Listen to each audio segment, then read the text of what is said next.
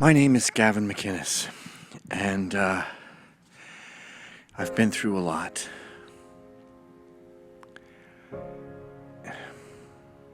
As an immigrant, when I came to Canada, I had a different accent than other people, and because of xenophobia, which was very big in the mid-70s, I was beaten. I was beaten severely by locals. There was other immigrants there too. There was a guy named Rajiv who went through similar beatings and beatings and beatings. We also had a thing done to us called a wedgie. A wedgie is an act of violence and hate that is used to cause pain to the inner buttocks of immigrants. Sometimes they would do something called an atomic wedgie, where the waistband would come off of the underwear and leave that person entirely, which meant even when you picked it out of your ass, it would fall down into your pants because there was no longer a waistband. In order to survive, to live, you ended up wedging other kids, and I've done things to other boys. And I'm talking about boys with glasses, fat kids, someone who accidentally farted in class. There was one boy named Clinton Badecki that we hung by a basketball hoop by his undergarments. His waistband was obviously incredibly strong, and it didn't atomic wedgie itself off. As I got older, this abuse, this horrible world we lived in continued unabated. There was boys, there was guys who were bad at sports. They were forced to remain in the men's league, even if they were mentally ill gays, and do badly in male sports. None of them were allowed into women's sports. None of them were allowed to beat up women. None of them were allowed to streak past them wearing makeup and win all the state finals. Later on, things got worse. I was born a punk rocker, and I had different colored skin. I had blue hair.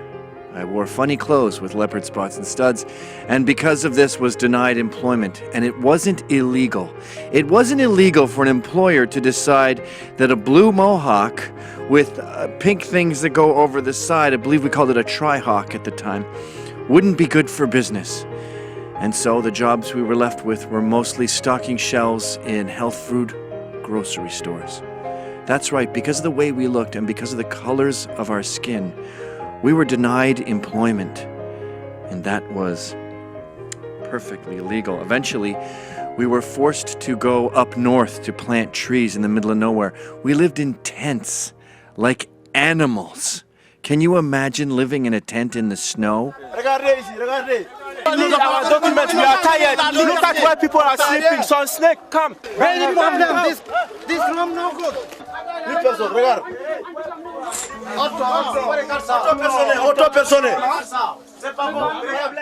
And the food we got when we came back, sometimes we were so broke, we would live in these things.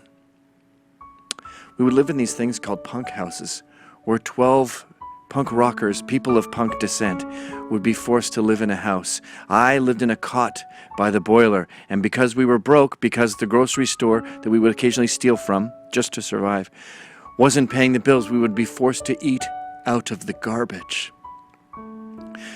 During this time, I had a lot of different relationships, and it wasn't unusual to be going out with what was known back then as a crazy bitch. And this crazy bitch would sometimes hit me. I wasn't as brave as others, and I didn't make videos about what it was like to be hit once by a crazy bitch. And this went on and on. The police would stop us on the street just because we were of punk descent. We were unemployable. There were no jobs. We were beaten severely. There was literal Nazis in the streets who would attack us and steal our boots. This went on and on until the only jobs that we could find were jobs we created ourselves. We lived a lifetime of bullying, of abuse. There was no trigger warnings. There was no safe spaces. It was a living hell. And what's worse, they called it normal. They called my life normal. Did you like that? Okay, check it out. I got a whole comedy show called How's It Going, Eh? You just have to click right here to subscribe.